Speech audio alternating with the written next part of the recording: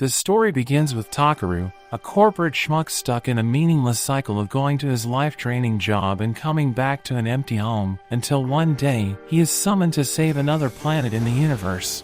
One day, when he is sitting on his couch, he feels tired of the endless grind and wishes there was something out of the ordinary in his life. That is when he gets summoned to a fancy tea party in a bright white place. He takes a seat and asks the graceful man sitting across the table who he is. The man explains he is something like the Lord of the Universe who oversees the solar system, sort of like the manager of a space corporation. After getting Takeru up to speed, the overseer explains he is having trouble managing the planet named meaningless, so he has decided to get involved. The overseer continues that he plans to drop a water bead into the world that will create waves big enough to have a ripple effect on the whole planet, and that water bead is him. Hearing that, Takeru is overwhelmed by the great responsibility and refuses, but the overseer lets him know he is dead and his soul will just fade away into nothing if he says no. Takeru flips out on hearing the bombshell news, but the overseer calms him down by assuring him that he will bless him with any gifts that he desires. When Takeru asks what that is supposed to mean, he gives him ideas like unlimited mana, a scouting skill so he can collect valuable materials to make money easily, and a bag to store them. After some deep thought, Takeru asks for a cute partner, and the overseer assures him he will meet her on his journey. Just then, Takeru's soul starts fading away, so he hurriedly jots some things down and wonders if he will do fine with the short list of gifts. While Takeru yells at him for taking his life so lightly, the man sends him off with a good luck wish, and the next thing he knows, he wakes up from his nap in the middle of the forest. He is at a loss about what to do first, so he sets off to find the nearest village. Soon, he manages to find one but realizes he needs some money if he wants to buy food there. That is when he remembers the overseer blessed him with a scouting skill and goes into the forest, yelling scouting with excitement. He is instantly embarrassed when nothing happens and wonders if he used the wrong incantation, so he tries different words until he finds the right one,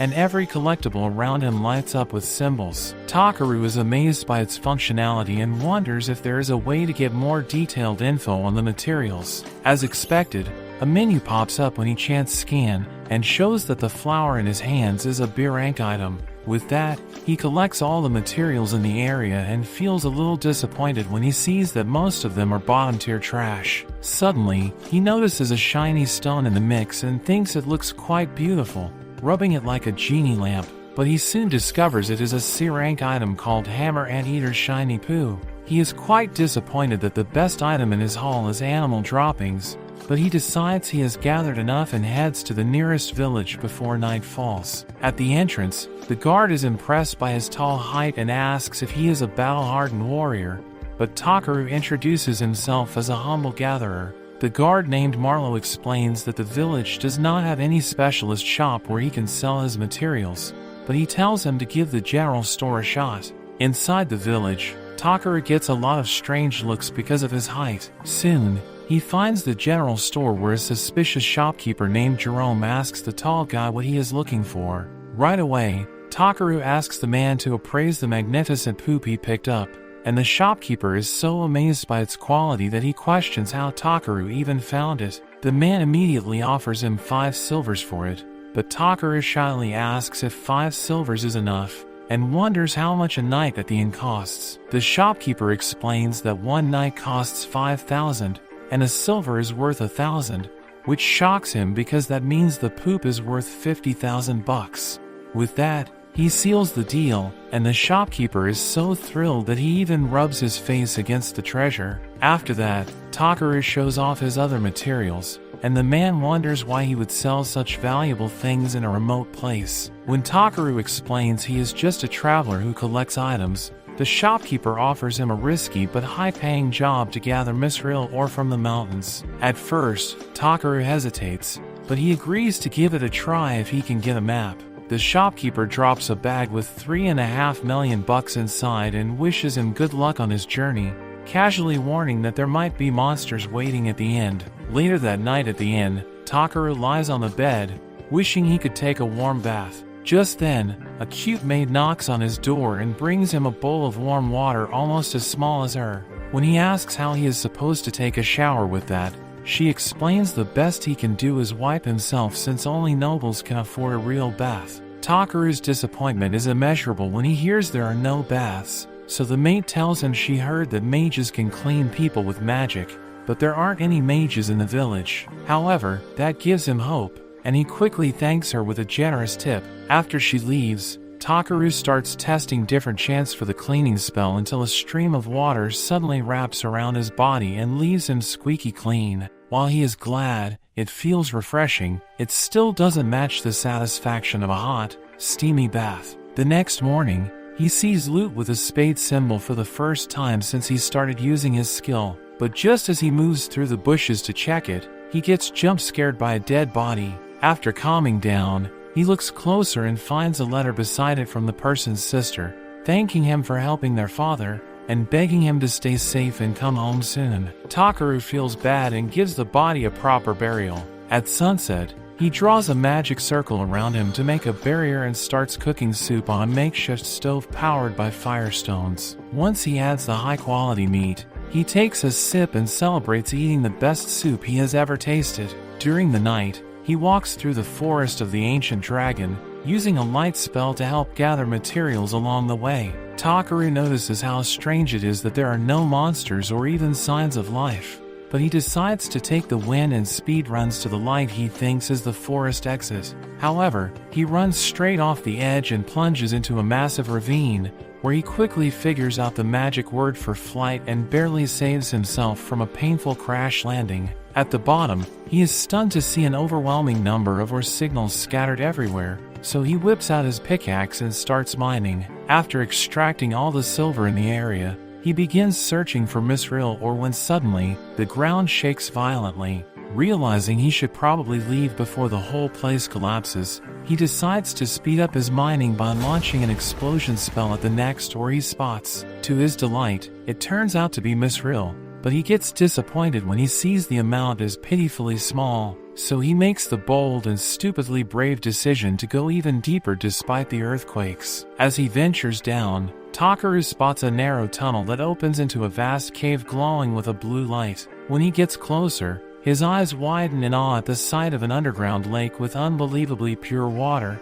and when his scan reveals it is double S-rank dragon mana water, his jaw hits the floor. He goes deep in thought, wondering if the ancient dragon once lived here, and completely ignores the furious dragon's voice echoing through the cave, demanding to know who dares disturb his slumber. Right as Takeru cluelessly scoops his hands to take a sip, the calm surface explodes, and a colossal dragon emerges, furiously locking its eyes onto the human who dared ignore its words. Hearing the dragon's intimidating roar, Takeru just gives it a dumbfounded look, impressing the beast that he can withstand its crushing aura. Then, he immediately drops to his knees, bowing to the mythical creature like it were his angry boss from back home. Amused by his boldness, the dragon asks for his name and is surprised to learn he is just a human. He points out that the mana flowing through Takeru's body is so pure and abundant that it accidentally awakened him from his long sleep. Takeru acts clueless about his magic potential,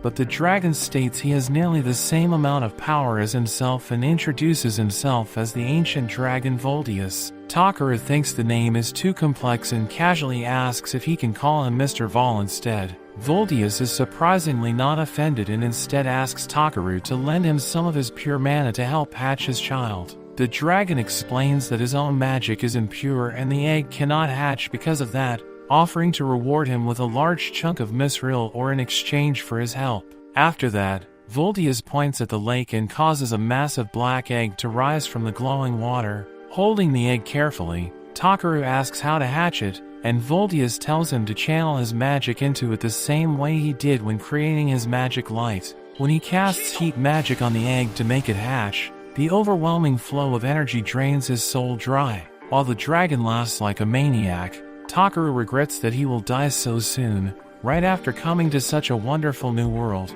Next, he feels his soul sink into a vast ocean, where a black-haired version of the Overseer appears, surprised that he did not run away when he saw the dragon like a normal person, and he's already changed the world's laws this early. Seeing Takeru's confusion, the black-haired Overseer admits he is jealous that Takeru achieved more in days than he did in thousands of years. After that, he says he will nerf the blessings his counterpart gave him, and adds that Takeru's request for a cute partner will be coming true soon. Then, Takeru wakes up to the sound of a strange bird call. He tells Voldius it is not cute to make weird noises at his age, but when he casts a light spell, he sees a tiny dragon baby. Voldius tells him to give the newborn a name, and Takeru is shocked to receive such a huge honor. The ancient dragon humbles him, clarifying that it already has a true name and his choice will only serve as a nickname. After thinking hard for a solid minute, Takeru decides to name it Beaver Black, because it has black skin. Voldius confuses it and admits he also likes Beaver Black. Voldius. With that settled, the ancient dragon says he will entrust his baby to Takeru, leaving him stunned that he is fine trusting his kid to a complete nobody. Voldius explains he can trust him because Takeru is strong, and after zapping the reward into his bag, the mighty dragon slowly descends back into the lake. Takeru then asks the little one if it will join him on his gathering journey, and the cutie pie lets out a cheerful roar. Before setting off, Takeru gives Bee a proper cleaning to wash off the painfully fishy smell. Once the two finally step out of the cave, the sun is already setting, and Takeru is hungry, so he tells Bee it is time to set up camp. He scoops some of the mana water into a glass from his bag, which Voldius had linked to the underground lake back in the cave. Bee happily gulps down a full cup and immediately asks for more, so Takeru keeps pouring the magic water until the little guy has had his fill, so he grows strong and healthy.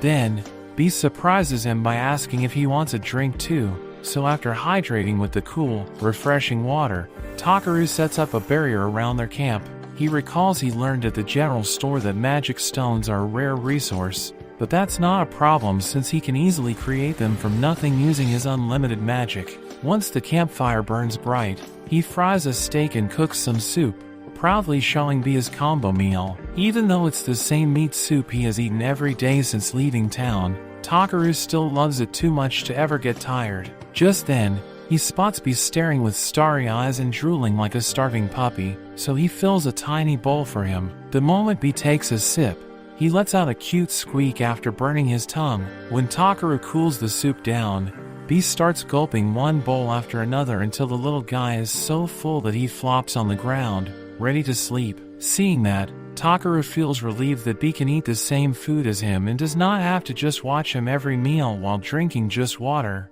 Still, he asks if the little one feels lonely being away from his real family, but the cute munchkin climbs into his lap and lets out a small roar. Takeru takes it as his way of saying he is fine as long as they are together, and that thought warms his heart. Just then, he scans Bee's status and notices that the B-rank baby dragon already has some absurdly strong skills. Even so, he believes the little one still needs protection, so he gives a short lecture about not doing anything dangerous even if he feels strong. But before he can finish, Bee is already dozing off. At that moment, Takeru is a little concerned that this is the cute partner he wished for, and wonders if the overseer really pranked him with a reptile partner. The next morning, he climbs up a steep hill while Bee lazily flies behind him, and he notices that the dark forest he passed through before no longer looks eerie or dangerous. While Bee flaps around in random directions, Takeru starts scanning the nearby area for new herbs and materials. Just then,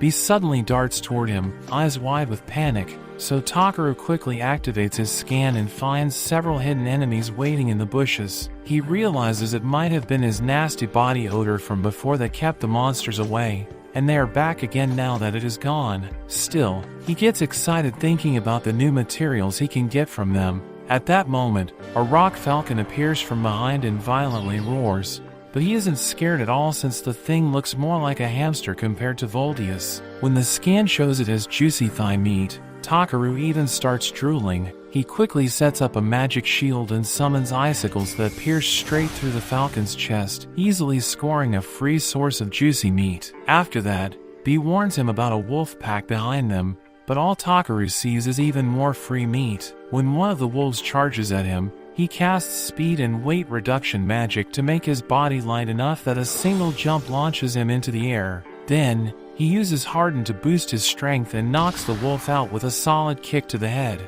Next, he easily dodges their snake-like tails and punches another one right in the nose. B is amazed watching him show off the range of his long legs, and soon he finishes off the rest of the pack. After that, Takeru happily collects the free meat and prepares to move forward, until he detects over 100 monsters waiting for him in the forest. B notices that he is not sure what to do, so the little dragon tries its hardest to lift him into the air. Takeru helps by casting weight reduction on himself, but that only sends them shooting straight up so fast that he screams like a maniac, catching the attention of a blonde girl nearby. Then, B suddenly loses grip on his hoodie and sends him nosediving into the ground, though the trees luckily soften his fall. Later, he wakes up to be licking his face with that familiar fishy smell, and he realizes they have already made it to the other side of the forest. Seeing that, he thanks B for the fast travel but warns the little guy to go easier on him next time, since he is just a human.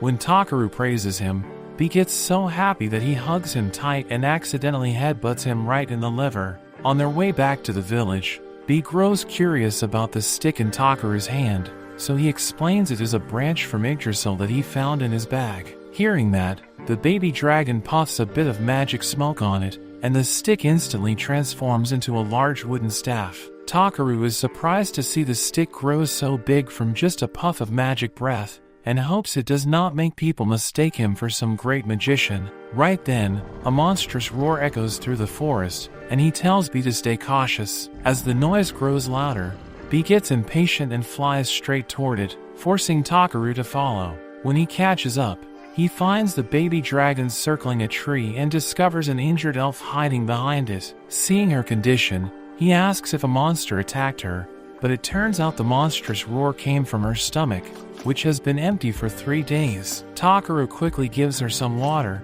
which she drinks to the last drop, but it does nothing for her hunger, so he hands her the lunch he bought from the village as well. As soon as she sees food, she snatches it from his hand and devours the cold taco, her taste buds feeling like they are in heaven after starving so long. After that, he asks why she has no food even though she is close to the village, and the elf replies that she was in too much of a hurry. Takeru mocks her for such a rookie mistake, which makes her furious enough to get right in his face. However, her terrible smell catches him off guard, and he blurts out that he thought elves were supposed to smell like fresh flowers instead of dung fertilizer. Hearing that, the elf turns red with outrage, thanks him begrudgingly for the help, and runs off to take a bath while yelling that telling her she smells like dung was completely uncalled for. After that weird encounter, Takeru gathers a few more materials and heads out of the forest, where B points to a carriage in the distance. When he spots the unicorn pulling it,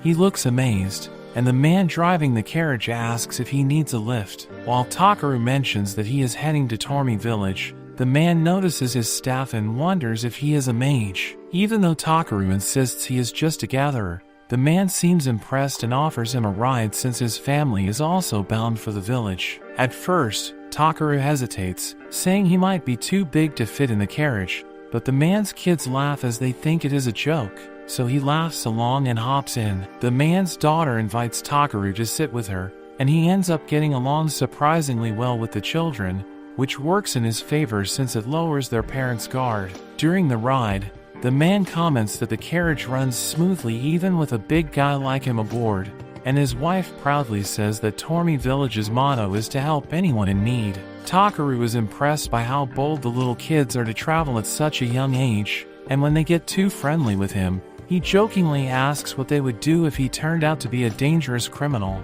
The son laughs at his silly question, saying the magic bell would have already gone off, and their mother shows the handy item that rings whenever someone dangerous approaches. Seeing the magic stone inside, Takeru realizes he could probably make one himself, and gives his name when he remembers he hasn't introduced himself yet. The mother introduces herself and the kids, and the man says he is Porin. Just then, B's voice leaks out from Takeru's cloak, and the kids curiously ask what he is hiding. Takeru tries to play it off as just a rare monster he keeps with him, but Eliza assures him there is no need to be secretive since many adventurers have monsters as companions. Hearing that, Takeru tells B to come out and promise not to bite anyone, and the moment the kids see the little guy, they instantly become fans, while the parents recognize it as a dragon type. Porn asks if that means Takeru is a dragon knight, so he explains that he simply found an egg by sheer luck and hatched it, but that only amazes them more. Eliza tells him that dragon knights are rare,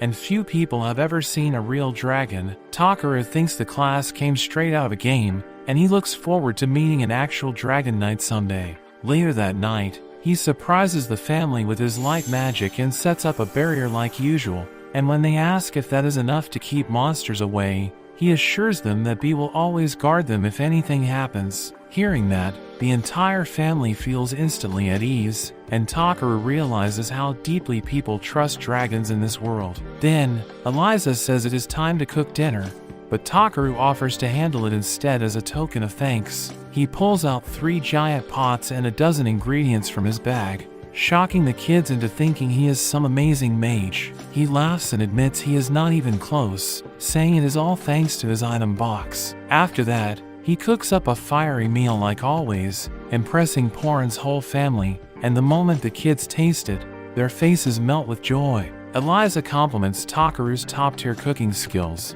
while Porn suddenly lowers his head, trembling as tears start to fall.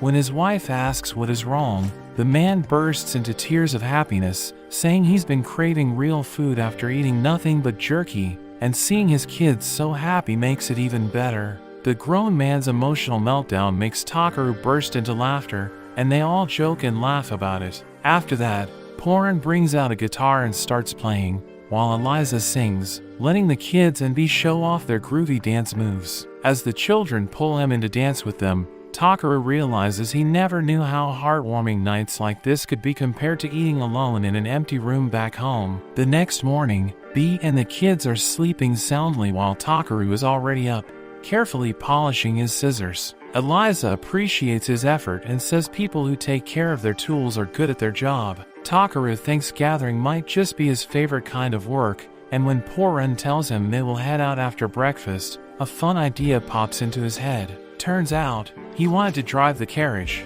Seeing the unicorn speed up as soon as he orders it to, Porn is impressed by how quickly the two became friends. Soon, the village comes into view, and Porn's family drops him off at the gate, thanking him for helping them out. The guard says it must be spring again if Porn is back, since he always comes around this time to sell clothes, and it is hard for the poor man to feed his family because he is not good at hunting. Takeru realizes that must be why Porn burst into tears when he saw meat after so long, and he figures his gathering skills are a big blessing for people like that. After that, while B plays with the kids outside, he spreads all his materials at Jerome's shop but secretly mixes in some misreal magic ore. The shopkeeper immediately picks up the shiny rocks to appraise them in serious detail, and after making old man noises for a few minutes, Jerome quietly whispers that this is insanely rare misreal magic ore. Takeru is not too surprised since he mixed it in on purpose,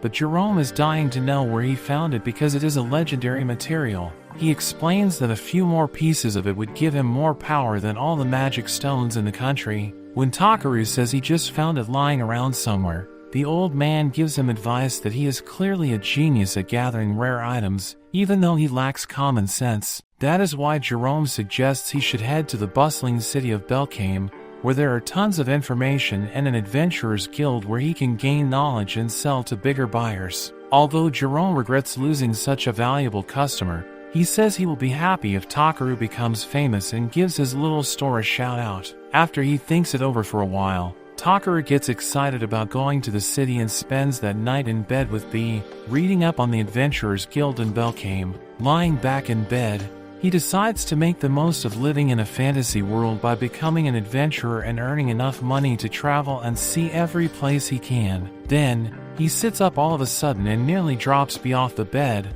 loudly declaring that his next mission is to hit the guild in Belkame and sign up. But after that burst of energy, he gently pets his cute partner and says they should relax first since he still has a few things to do in the village. That night, he heads to the festival where he enjoys some top-tier food while he runs around playing with the kids. The children also drag him along to join their games as usual, and he even brings a chicken piece to the guard because the man's a homie too. He spends the next few days gathering more materials, and on his last day, he collects his processed items from a local lady, who becomes sad and says she will really miss him once he leaves. She tells him everyone in the village wishes he could stay longer, and Takeru admits he wants to stay too, but he also wants to see more of the world than anything else. Hearing that, the lady respects his dream and gives him a lunchbox for the road since the journey to Belkane takes a full month. After making him promise he will visit again someday, she keeps piling on more lunchboxes out of pure kindness, and he feels lucky to have infinite storage. Back in his room,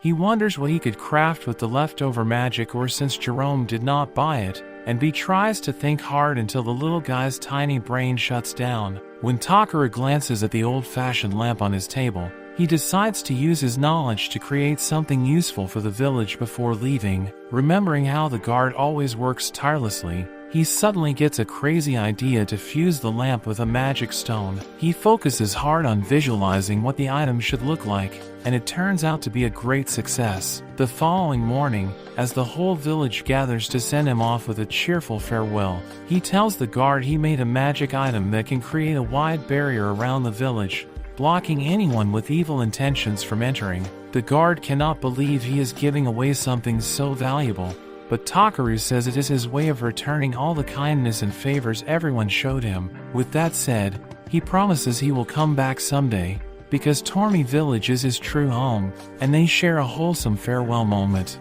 However, old man Jerome suddenly grabs the magic item from the guard's hands, hoping Takeru did not actually use the legendary magic stone to make it. But before he can confirm anything, Takeru bolts out of the village at full speed, thrilled to see what kind of place the adventurer's city will be. On the road to Belkane, he enjoys a peaceful walk while listening to Bee's adorable baby dragon noises. Just then, he spots a massive crab monster blocking the path ahead. He scans the mysterious creature with caution, but his frown quickly turns into a grin when he notices its description mentions juicy meat. He excitedly tells the baby dragon that crab meat is absolutely delicious, and he gets ready to hunt it down. Before he makes a single move, though, Bee flies in at full speed and unleashes a supersonic roar that instantly makes the crab fall over and foam from its mouth. Takeru is completely surprised his cute partner can pull off something like that, but then they get ambushed by two more crab monsters,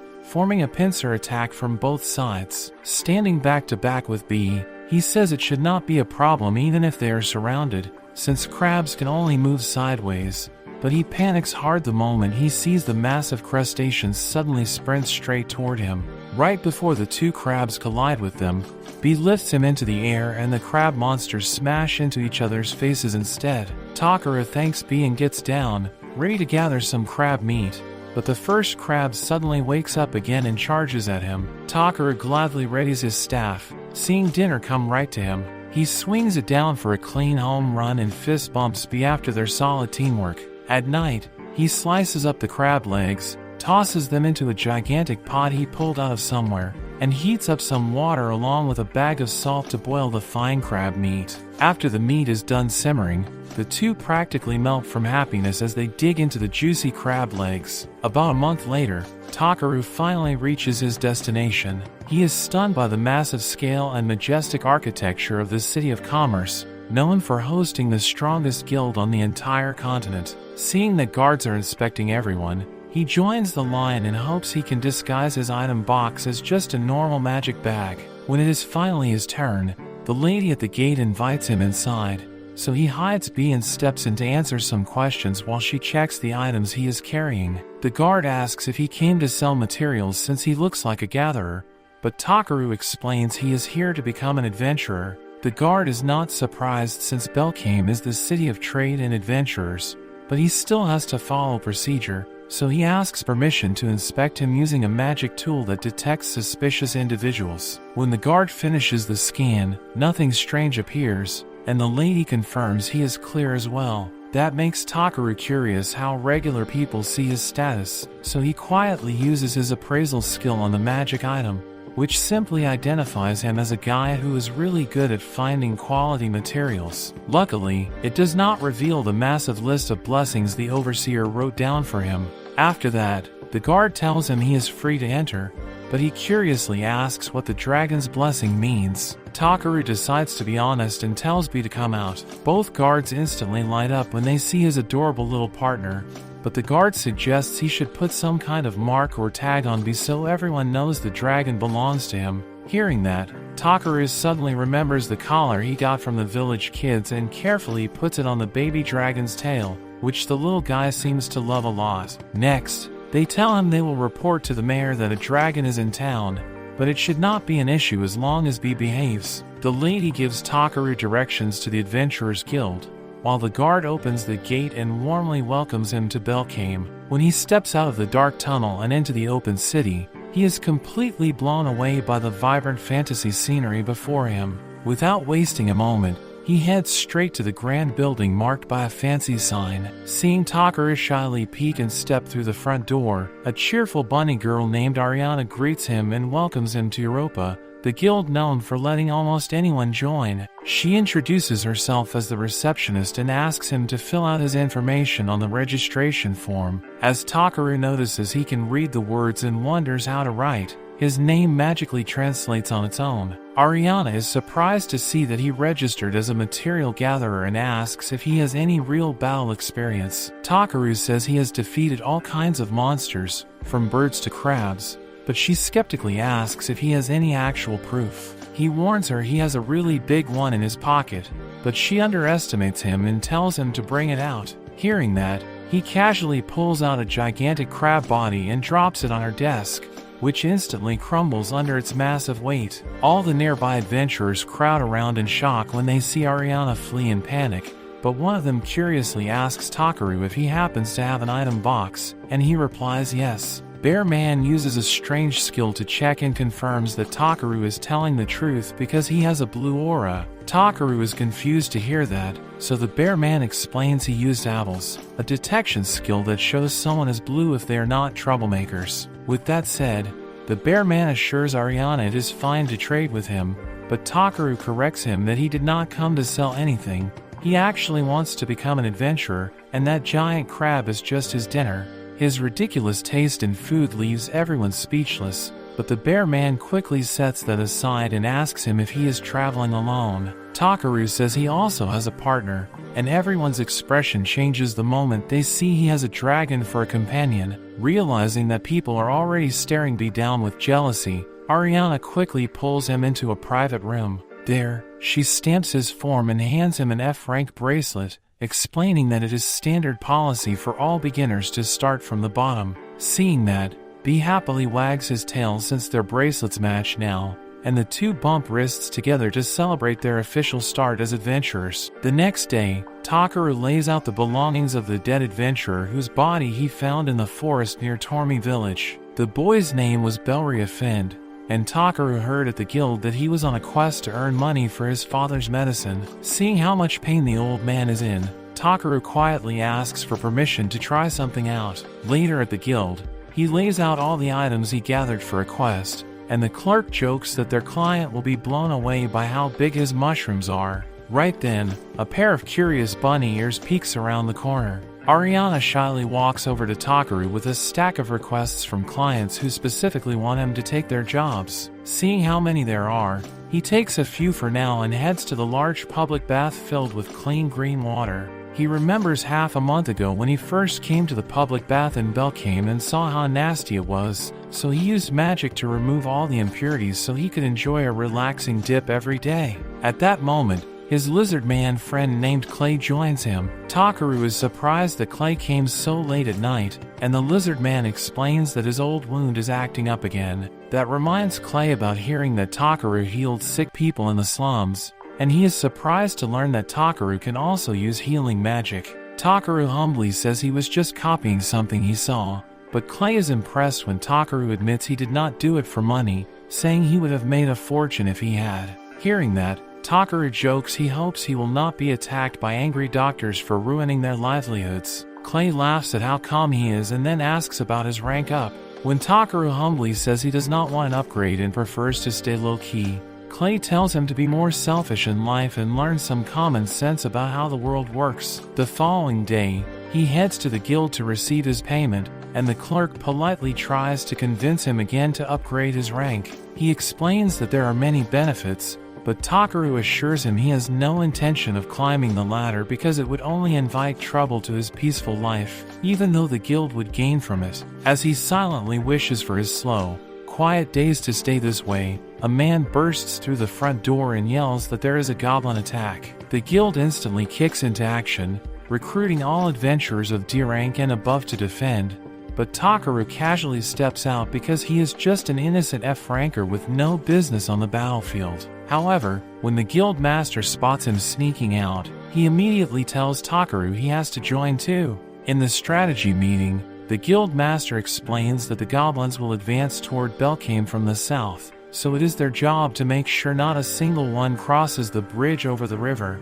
Standing in the crowd of passionate men, Takeru feels like an arts student stuck in the middle of a high school football team. Out of nowhere, the beastmen standing next to him start mocking him for being a useless F rank and tell him to stay out of their way. Right after that, the guild master asks Takeru if he's the rising star Grit the appraiser mentioned, and compliments him on getting praise from someone who is almost never impressed by anyone. After that, Takeru's chill reaction to the guild master's intimidation skill only makes the man gain more respect for him, and much to the beastman's surprise, the guild master Rotor says Takeru has high potential indeed. On his way out, the guild master tells him he's sure Takeru can protect himself on the battlefield, and orders him to take care of those who need protection. Seeing the guild master recruit an F rank for the first time in her life, Wazeli apologizes for the guild master's selfish request and excitedly wishes him good luck. She introduces herself as a healing magic user and gets all fired up to work together with him and make the guild master proud. But he tells her with an awkward smile that getting too excited can be dangerous sometimes. The next morning, Wazeli starts crying at the mere sight of a bird monster, and when he tells her to calm down, she ends up having a full-on panic attack. Takeru realizes he needs to calm the crybaby down if he wants mental peace, so he holds her shoulders firmly. Wazeli refuses to admit she's scared, but he tells her she's an emotional mess who's shaking from head to toe before the goblins even attack. He gives her advice to simply focus on healing the wounded and doing her job properly, because she will be perfectly safe and far away from the battle. With that said, he assures her there is nothing wrong with being scared because it's completely normal, and fear is what gives you the strength to fight back and do whatever it takes to survive. Takeru's Oscar-winning speech instantly makes the little munchkin light up, and she promises to give it her all. Seeing all that, Clay walks up to him with a smug grin and repeats Takeru's own words back at him just to tease. Takeru sticks by what he said with pride, and Clay makes it clear he was genuinely amazed to see Takeru give such a passionate pep talk. Changing the topic, Takeru asks Clay why he's not on the vanguard, and Clay replies he can't move reliably on humid days like this because of his old wounds. Takeru recalls the huge claw marks on his back and asks if they are the cause, which really shakes Clay up inside. After going silent for a moment, Clay is surprised that Takeru is the only one who never shamed him for having a scar on his back as a warrior, since they are usually a sign of running away like a coward. However, Takeru entertains the possibility that he got them while protecting someone, and more importantly, Clay is still alive, so he can continue protecting others with his life. Clay smiles in amazement at his wise and grounded thinking. Soon after that, they hear a siren that signals monsters getting past the front line, so he quickly grabs his spear and tells Takeru he has to go. Takeru questions how he will do that when he can hardly move in rainy weather because of his wound, but Clay swears to protect him even if that costs his life. With that, he leaves for the front lines. Takeru then watches Mazeli reassuring an injured soldier while healing him, even though she was crying just moments ago. In that moment, he remembers the guild master's order telling him to protect what's precious to him, so he takes out his staff and covers the entire camp in a wide barrier. Then, he tells Mazeli to take care while he goes searching for Clay. On the front lines, all of the soldiers are doing their best to hold back the giant goblin horde charging from the mist. Meanwhile, Takeru runs in at an abnormally fast speed and stops before a gang of goblins blocking his way. He uses hardening magic to make his punch strong enough to smash a goblin into a faraway boulder, but that seriously hurts his hand. Still, he knows he has to do something soon, so he asks B to take them out instead. All of the adventurers duck for cover as B pulls a Pikachu and fries all the goblins with a chain lightning attack. With that, Takeru asks the Beast brothers Diego and Orald why they got pushed back so easily, and the brothers explain that a high-ranking species called a Goblin Sergeant showed up out of nowhere. They also mention that they managed to get out thanks to Clay, but they have no idea where he is now. As it starts raining, Clay continues slaying goblins left and right until his injury acts up again, causing him to fall. B's lightning saves him just in time, and when he warns Takeru that he should not be on the front lines, Takeru slaps him where it hurts and throws his own words right back at him. As they argue over who should retreat first, the Goblin Sergeant appears and jumps at both of them with terrifying force. The two get surrounded by the Sergeant's minions, and Clay tells Takeru to run away when he makes an opening. Seeing that Clay has no plans to back down, Takeru asks if the wound is a memory of something precious to him. When Clay angrily confirms it is just a mark of his past mistakes, Takeru makes B fry all the goblins around them to a crisp, throws his staff to his partner, and quickly takes out a pot of dragon mana water to dump it onto Clay's back. Clay gets bamboozled as Takeru tries to figure out the chant for permanent recovery. As soon as he says the magic words, Clay's wound begins to close and his body starts to transform. Takeru watches in awe as the lizard man before him turns into a dragon man and grows nearly twice his size, looking like he has returned to the absolute peak of his youth. After that, Clay tears through the goblin horde with his bare claws like a raging storm and wipes out every last goblin by the time the sun rises. While Clay laughs loudly like a complete maniac, the guild master approaches Takeru and asks if he is the one who healed Clay. He also says he heard about how Takeru fried all the goblins with his powerful magic earlier. Rotor then asks Takeru to confess who he really is, and when Takeru insists he is just a friendly F-rank material gatherer, the master decides to let it go and promises to reward him properly for his help. Later at the inn, Clay gives him a surprise visit, and Takeru is glad to see the big guy looking healthy again. However, Clay angrily insists he is definitely not normal because he still feels weirdly fired up on the inside. When the Dragon Man yells at him to explain what the heck he did, Takeru replies he simply used healing magic along with some magical water imbued with the mana of an ancient dragon whose name he can't quite remember, and it also happens to be B's dad or mom or something. The explanation leaves Clay completely speechless, and he asks why Takeru would use something so incredibly precious on him. So Takeru explains that it was a real emergency at the time, and he did what he had to do. When Clay then asks how he can use advanced healing magic, he claims he had a detailed image in his mind, and his vast knowledge of the human body made the magic quite effective. That makes Clay wonder who Takeru really is. Exactly. This sudden question makes Takeru panic since he does not want to lose his peaceful life by revealing his real identity, even if the Overseer never exactly stopped him from doing so. To his surprise, Clay does not push him for answers and quietly walks toward the door instead. On his way out,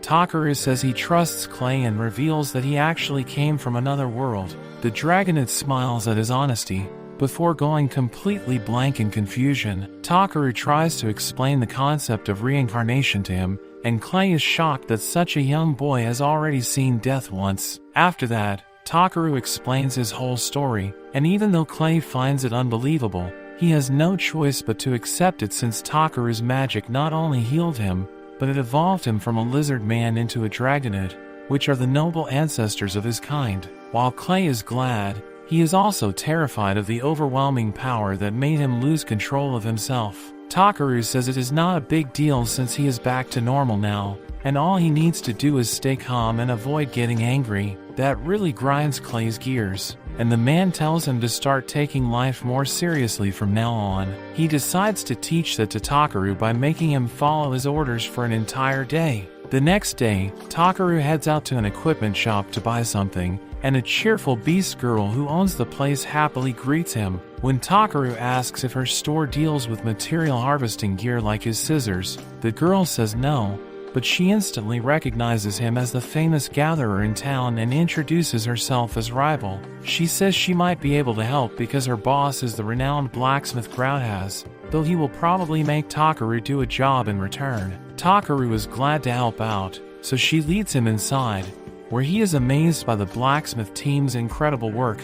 Reborn says she also finds it fascinating and dreams of reaching her boss's level one day so she can forge a sword worthy of a true hero. After that, they enter the boss's office, and the old man immediately questions who she brought with her. She proudly says he is the famous gatherer, but the old man does not seem all that impressed by his reputation. Reborn excitedly suggests sending him to mine Eldra or so they can forge a powerful sword for the competition. Grout angrily replies that no gatherer would dare go to such a dangerous place, but Reborn argues he cannot know unless he asks Takeru first. Takeru quietly watches the two argue about the deadline until Reborn grabs the poor old man's beard, demanding to know if he can make a better sword with trash-quality materials. Grout yells back that the Eldra mine in Ryuthas is not only full of monsters, but there are even rumors of demons lurking there. Reborn suddenly remembers that it was the reason mining of Eldra Ore had stopped, and she realizes she forgot to mention it to Takeru.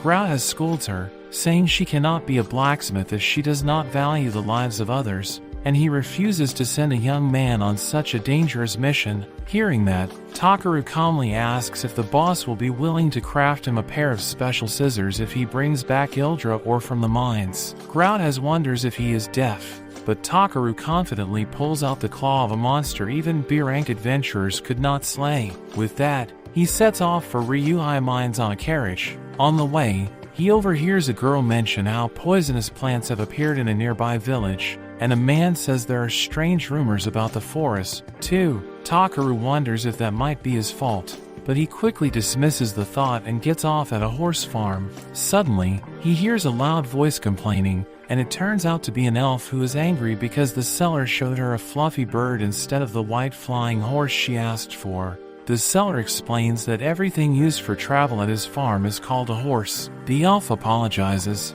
and the seller tells her she might find what she is looking for in Vosro, the nation of dwarves. Takeru is surprised they are heading to the same destination, but he decides to make a quick stop to gather materials from the forest first. As he is in the middle of harvesting some flowers, Takeru hears a familiar roar echoing somewhere nearby. As expected, he finds the source of the rumbling is the elf's starving tummy, so he gives her some water and food. She thanks him for saving her a second time, but because she has not showered in ages, he uses clean on her before she ruins his fantasy image of elves. The elf is amazed by his magic and happily introduces herself as Velverita Brolite. When he struggles to say her long name, she tells him to just call her Vel. After showing her gratitude, Takeru starts walking off, but she stops him because elves always repay their debts. When he says he only helped out of kindness, she insists on helping him with his job, and he sounds quite pleased with the idea.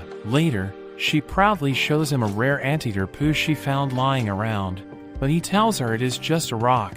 She comes back again a second time, but this time she just found actual poop. As he watches her goof around with B when she finds a poisonous mushroom, he realizes the two dummies are on the same mental level. But when it is time to set up camp, she surprises Takeru by saying he should use firewood instead of magic stones so other adventurers will know it is a safe spot. Later, she returns carrying a whole log instead.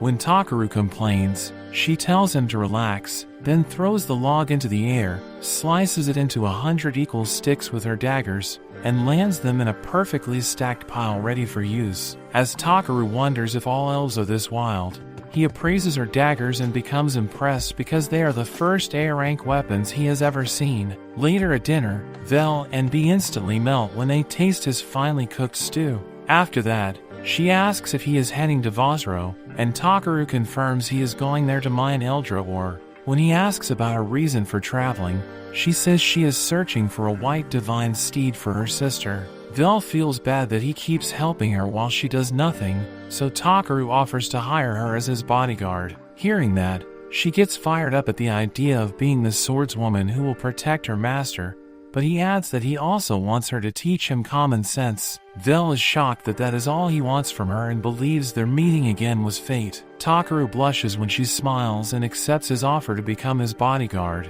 but he is really annoyed later that night when her obnoxiously loud snoring keeps him awake the whole time. The next day, The two finally reach the bridge leading to a big city, and the first place they visit there is a restaurant where they try the dwarf specialty called juke meat rolls. After the first bite, Vel says the food tastes just as amazing as her friend once told her. When Takeru asks if her friend is also an elf, she says her friend is actually a lizard man. She explains that he was honored with the title of Dragon King and thinks Takeru might have seen him since he traveled to Belkane the last time she saw him. At that moment, Clay suddenly chimes in, saying he has done more than just see Takeru.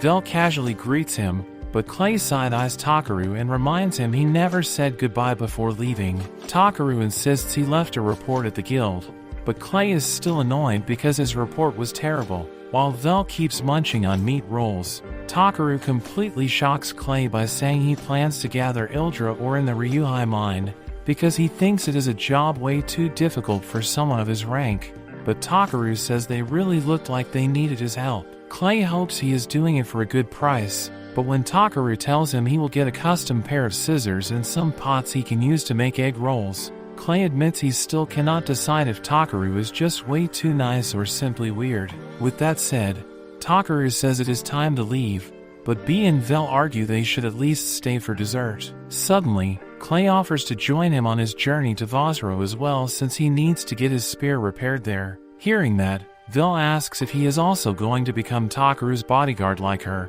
and Clay admits he likes the sound of that too. With that, Takeru gains an overly wise old samurai and a beautiful yet clumsy elf in his party, but he has a strange gut feeling his journey will not go smoothly. Outside Vosro, Takeru notices there is a massive waiting line at the checkpoint, but Clay manages to get them special entry because he told the guard he came to meet an old friend of his. The guard leads them inside while explaining the history of Vosro, which was originally built on top of an iron mine, but now it is a beautifully constructed underground city. The gang is amazed by the grand sight, and the guard tells Sir Clay that the king himself wishes to meet with him soon. When Takeru curiously asks if he is truly friends with the king, Clay awkwardly admits it is true for better or for worse. The guard excitedly mentions that Clay saved the country from ruin long ago when he defeated the Roaring Thunder King Zengum. However, Clay corrects him, saying it is not really true because the dwarves were very weak at that time,